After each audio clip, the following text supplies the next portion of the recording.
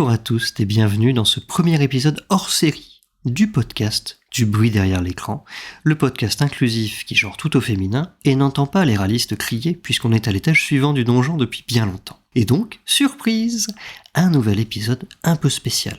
Décidément, on les enchaîne, puisqu'il s'agit aujourd'hui d'un épisode hors série, comme je viens de le dire, où je vais parler non pas d'un jeu de rôle, mais d'un jeu de société. Je suis toujours accompagné par Alice. Bonjour Alice. Salut. Comment ça va ? Bah écoute, ça va.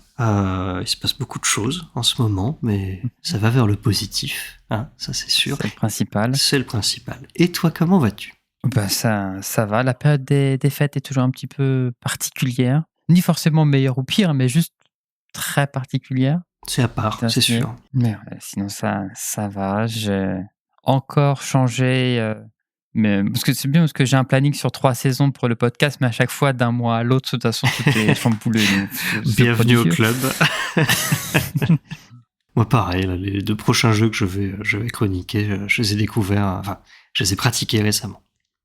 Puisqu'on est dans les anecdotes, je vais en donner 2 de plus. La première, c'est que ton PC t'a fait une mauvaise blague, donc j'ai failli être solo pour enregistrer l'épisode, ce qui aurait pu se faire, mais je préfère largement t'avoir avec moi. Non mais...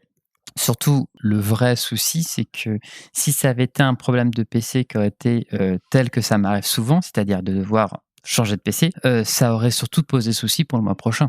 Oui. Tout ça, quoi. Parce que mine de rien, on y est proche. C'est vrai, on s'en rapproche. Alors pour tout dire, on enregistre le 22 décembre, histoire de mettre un petit épisode sous le sapin, comme vous l'écouterez. Je l'annonce d'entrée de jeu, mais bon, je te l'ai déjà dit, et nos auditrices le savent en voyant la durée de l'épisode d'aujourd'hui va être court. Je vais te parler d'un petit jeu solo de dungeon crawling. Alors, en 2 mots, le dungeon crawling, précisons-le, je sais que tu sais ce que c'est, mais tout le monde ne le sait pas forcément. Tout à fait. C'est le fait d'arpenter des donjons en tuant des monstres. En général, ça fait la part belle au scénario de type porte-monstre au trésor ou PMT pour les intimes. Bon, des choses qui sont plutôt mal vues par le jeu de rôle moderne, mais qui étaient un peu aux origines du jeu de rôle, et encore très chères dans le cœur des faiseurs d'OSR. Tout à fait. Mais c'est logique que ce soit l'un des premiers genres qu'il y ait eu, parce que c'est plutôt facile à conceptualiser. D'ailleurs, pour l'anecdote, quand j'ai fait ma première année de prépa intégrée, on devait avoir un projet qui liait 2 matières. Moi, avec un ami qui, comme moi, avait rien à foutre là, on s'était évidemment concentré sur l'informatique. Et on a fait un dungeon crawling. Alors, avec des énigmes de maths, histoire d'avoir une 2e matière. Mais voilà, on a fait un dungeon crawling. Donc, techniquement, j'ai déjà fait un jeu vidéo. Bravo, waouh, tu nous révèles des choses là-dessus. Ça vaut le coup d'écouter les épisodes en série. Mais donc voilà, c'est vrai que c'est un style qui est très facile à conceptualiser, et je suis pressé de voir ce que ça donne en jeu de rôle, mais effectivement, c'est un côté très règle que... Alors, en jeu de société. En jeu de société. Pas de problème. Les habitudes. Oui, alors ne t'inquiète pas, je ferai du lien avec le jeu de rôle quand même si je viens de le faire techniquement. Mais voilà. Aujourd'hui, Alice, je vais te présenter One Card Dungeon, un jeu de Barney Skinner sorti en 2021 aux États-Unis et en 2022 chez nous. À ma connaissance, c'est le seul jeu de Barney Skinner qui est sorti des États-Unis et qui est sorti en France surtout. Mais il faut savoir qu'il est à l'origine de 6 autres jeux, dont The Brass Age ou DNGN pour Dungeon, je suppose. The Brass Age et DNGN sont les mieux notés selon le site Board Game Geek. Et pour l'anecdote, One Card Dungeon, c'est le moins bien noté. Mais bon, c'est le seul qu'on a. Chez nous, c'est Matagot qui édite le jeu sous son label Pixel Series. Alors, il y a une extension au jeu, j'y ai pas joué, je la mentionne un peu plus loin, mais voilà. Donc, techniquement, il a fait 7 autres jeux, dont l'extension, mais bon, voilà. Le principe de One Card Dungeon est simple. On arrive à l'entrée d'un donjon qui est composé de 12 niveaux, et il va falloir en triompher en éradiquant tous les monstres à l'intérieur. Et ça tombe bien, parce que les mécaniques de jeu sont faites pour ça. S'il y a un truc que tu ne comprends pas, tu me dis, parce que j'ai essayé d'être clair dans ma description. Je ne sais pas si j'y suis arrivé. Ok. Notre avatar, tout comme les monstres, a 4 caractéristiques qui sont le mouvement, l'attaque, la défense et la portée. Les monstres ont des valeurs fixes qui sont données à chaque étage du donjon, donc je n'en parle pas. Notre avatar, au début, à 1 partout et 2 en portée. Donc 1 en mouvement, 1 en attaque, 1 en défense et 2 en portée. Au début de chaque tour, on jette 3 dés. Alors tout le jeu se joue qu'avec des D6, même les tokens pour représenter notre personnage, c'est un D6, qui sont nos PV. Ce qui est beaucoup plus commun dans le jeu de société pour le coup. Oui, absolument. Il n'y a que des D6. Donc on a un D6 vert qui est notre personnage et c'est aussi notre compteur de points de vie. On a 6 points de vie au maximum. Les monstres sont des D6 rouges.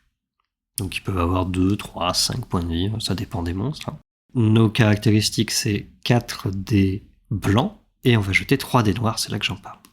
Au début de chaque tour, on jette 3 dés, donc les dés noirs, qu'on ajoute comme on veut à notre mouvement, notre attaque et notre défense. On ne peut pas changer la portée, du moins avec les règles de base. Le mouvement et la portée, ça fonctionne de la même manière. Il faut utiliser 2 de mouvement ou de portée pour atteindre une case. Et si on se déplace ou si on attaque en diagonale, c'est 3 de portée. Ce qui fait que si j'ai 6 de portée, soit je peux faire 2 cases en diagonale, soit je peux faire 3 cases de façon quadrillée, on va dire. Ça va ou pas? Parce que ça, pour moi, c'est le truc compliqué. Ouais, non, si, ça... j'arrive à visualiser. Très bien. Pour pouvoir infliger un point de dégâts, il faut dépasser la défense de l'adversaire.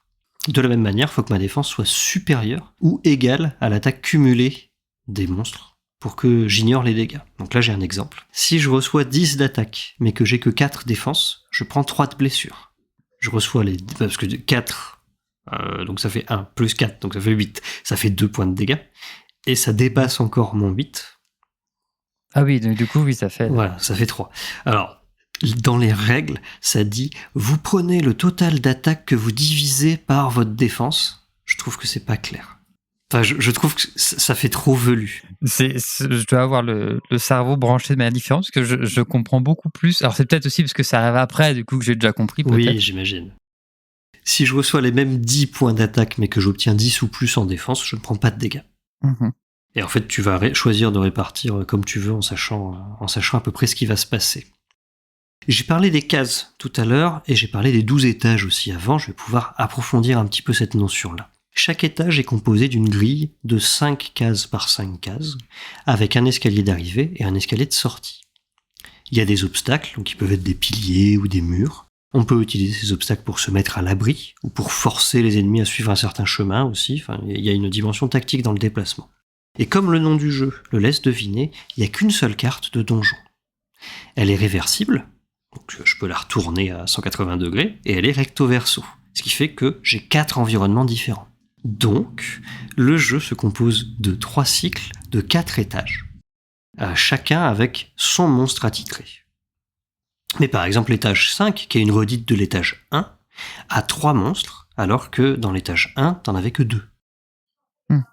Oui, à chaque fois, c'est additif, quoi. Voilà, ils ont les mêmes stats, ils ne spawnent pas au même endroit. Et donc, pareil pour l'étage 6, 7, 8, 9, 10, 11 et 12, hein, bien sûr, ça reprend en fait les 4 premiers trucs. Heureusement, à chaque fin de niveau, on peut soit se soigner complètement, donc même si t'as plus qu'un seul point de vie, tu reviens à 6, soit augmenter un de nos 4 attributs d'un point. Je dis bien un des 4 attributs, donc là on peut choisir d'augmenter la portée et pouvoir taper en diagonale par exemple, si t'as 3.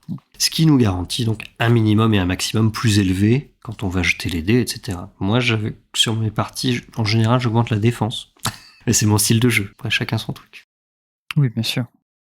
On est sur, bien sûr, un jeu de société, donc c'est également à nous de gérer les déplacements et les attaques des monstres. Comme j'ai dit tout à l'heure, ils ont une valeur fixe de caractéristiques, que ce soit en termes de mouvement, d'attaque, de défense ou de portée. On a une instruction qui est de les faire approcher jusqu'à leur portée maximale, puis d'attaquer. Je trouve ça super intéressant de devoir gérer leurs actions. Bon, c'est un jeu solo et c'est un jeu de plateau, donc forcément on n'a pas trop le choix. C'est ça. Ouais. Mais je trouve aussi l'instruction qu'on reçoit extrêmement claire.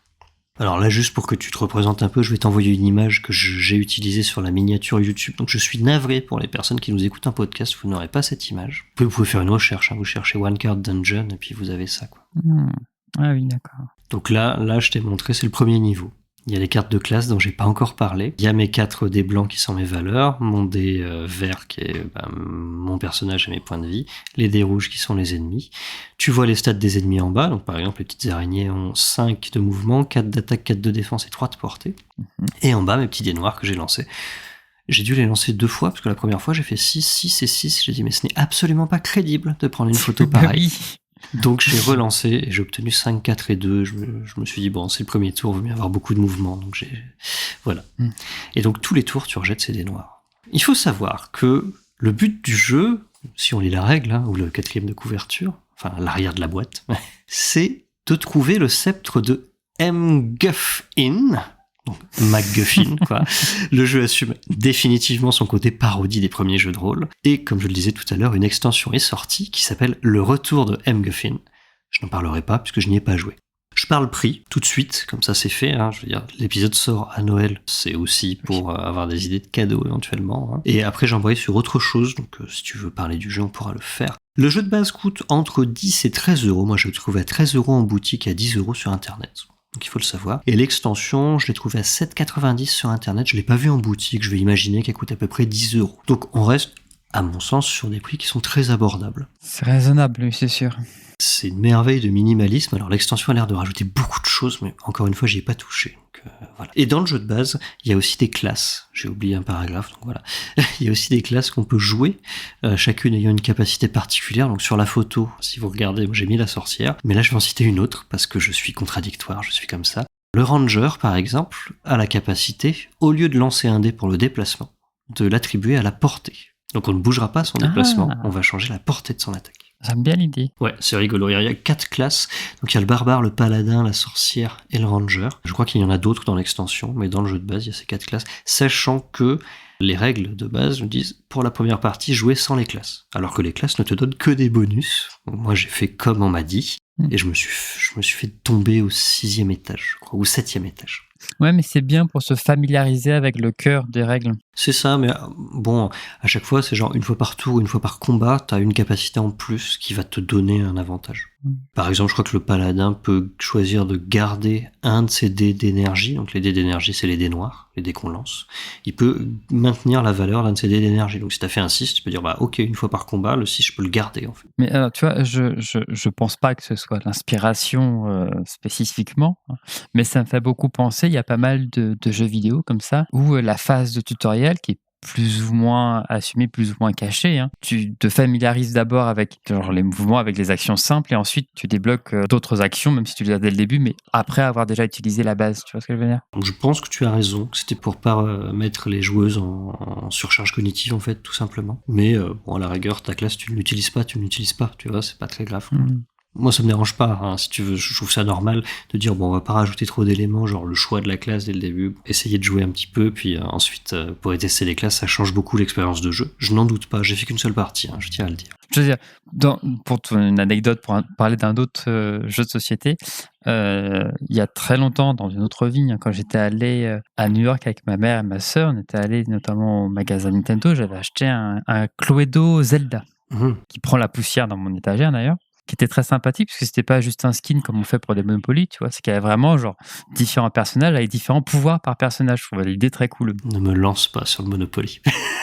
Voilà. Non, là, c'était un Cluedo, ça va. Avec Cluedo, ça va. Non, mais ça a l'air effectivement super cool. C'est très cool. Mais alors, va jouer à 3, parce qu'on l'a testé toutes les 3 du coup, avec 2 personnes déjà qui ne connaissent pas du tout, ça ne peut même pas prononcer les personnages qui ne connaissent pas du tout l'univers de Zelda. Pour pas jouer à Cluedo depuis 10 ans. Et alors, ma sœur, ça va, ma mère, variable pour un niveau d'anglais, en tout cas, c'était en anglais. Oui. Alors, ça veut dire, on a rarement ri en jouant à un jeu de société, mais c'était pas prévu à la base, tu vois. Donc, bon, effectivement, de fonction supplémentaire peut être un petit peu. Oui, bah une surcouche peut amener en surcharge cognitive, c'est normal, hein. Je comprends tout à fait. Non mais je ne le reproche pas au jeu, je dis juste, c'est dommage de... Tu vois, à la rigueur, on peut dire, les classes sont une règle optionnelle. Oui.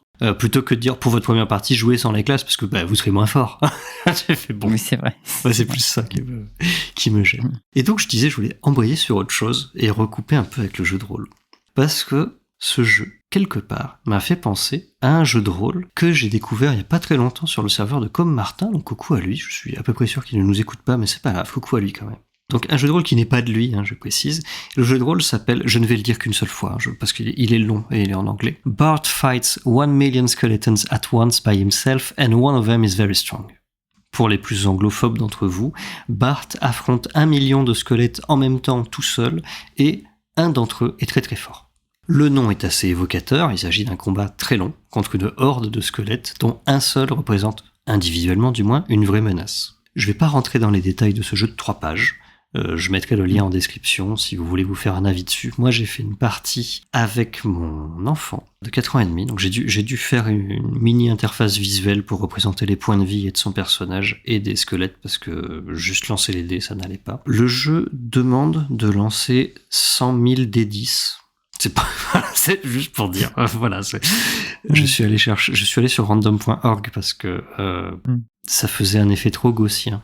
Mais tu vois, je suis presque déçu parce que je suis aussi sur Discord de Comme Martin, même si j'y passe pas souvent, mais il se trouve que j'avais lu les échanges sur ce jeu-là. Oui. Et c'est dommage parce que si j'avais pu enregistrer justement ma réaction quand j'ai pour la première fois lu le nombre de dés qu'il fallait lancer, ça voilà le coup. Voilà.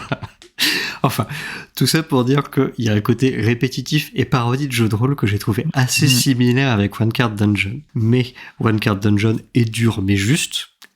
Bard Fights, je vais pas répéter le nom pour des raisons évidentes, est vraiment juste absurde en fait. On a tenu 70 squelettes petits avant de décider avec mon enfant de faire apparaître le grand parce que ce n'était pas possible en fait. Et il l'a tué en un coup. Bon bah voilà.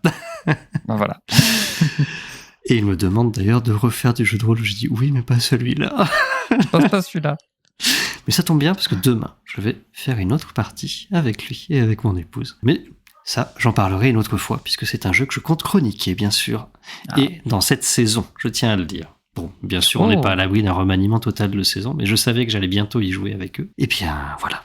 Est-ce que tu as des questions ? Est-ce que ça t'a donné envie de tester One Card Dungeon ? Ouais, carrément. Ouais, moi j'ai fait qu'une seule partie, mais j'ai trouvé ça sympa. Après, bon, peut-être au bout de... Alors, il faut savoir que, normalement, on fait 6 ou 7 parties d'un jeu avant d'en général ne plus jamais y jouer. C'est une moyenne. Hein. Une moyenne que je tiens du podcast La Cellule. Ah oui, mais il fallait que je parle de La Cellule, hein, forcément. Évidemment. Et oui. C'est un épisode hors série, mais pas tant que ça quand même. Voilà, oui, non, faut pas déconner, on parle quand même de La Cellule. Où il parlait d'un jeu qui me fait énormément d'œil, qui s'appelle Revolver Noir. Donc je vous invite à écouter le podcast dessus ou à vous procurer Revolver Noir, qui est un jeu qui se joue exclusivement à 2. Et il y avait quelqu'un qui tenait une ludothèque, qui nous disait que en général, un jeu, c'est entre 5 et 7 parties, et ensuite, les gens n'y jouent plus. Je voulais juste préciser ma source, qui ne sort pas de mon chapeau non plus. Donc, je ne sais pas si One Card Dungeon est extrêmement rejouable. Le coup des classes, à mon avis, rajoute un petit côté intéressant. Puis, il y a un côté Diane Retry, voilà quoi. Ça te donne envie de tester chaque classe au moins une fois, tu vois. C'est ça. Donc, au moins 5 parties du jeu, c'est pas mal, quoi. Bah, il y a un côté roguelike, quoi. Donc, vraiment, enfin, plus Diane Retry que roguelike.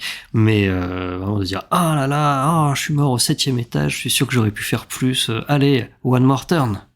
Non, et puis, paradoxalement, je trouve que c'est un côté partie rapide dans l'initiation. C'est-à-dire que tu te dis, tiens, j'ai un peu de temps, je vais me faire une partie. Bon, potentiellement, ça peut durer plus longtemps que prévu, mais... Ils disent environ 30 minutes une partie. Ouais, voilà. Ça correspond à peu près à mon expérience. Sachant que j'ai découvert le système de jeu, donc forcément, j'étais plus lent que ce que j'aurais pu être par la suite. Mon personnage sans classe a connu une fin tragique à l'étage 7. Ou à l'étage 6, je ne sais plus. Mais voilà, maintenant que j'ai les règles en tête et puis que je vais pouvoir choisir une classe, peut-être qu'à ma prochaine partie, j'irai beaucoup plus loin, ça je ne sais pas. Ah, peut-être. Voilà, bah écoutez, c'est tout. Pas grand-chose à dire de plus. Passez de bonnes fêtes. Bon boudin même, je peux le dire maintenant. Et on se retrouve en 2025 pour la suite de la saison 2 de Du bruit derrière l'écran. Bon, bisous alors. Bisous. Et à bientôt. À bientôt. Bisous, bisous.